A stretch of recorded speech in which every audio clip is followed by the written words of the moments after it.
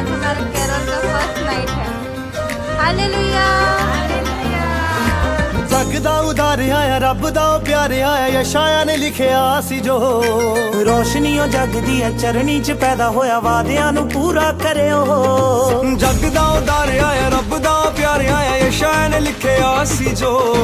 रोशनीओ जग दी चरनी च पैदा होया वादियां नू पूरा करियो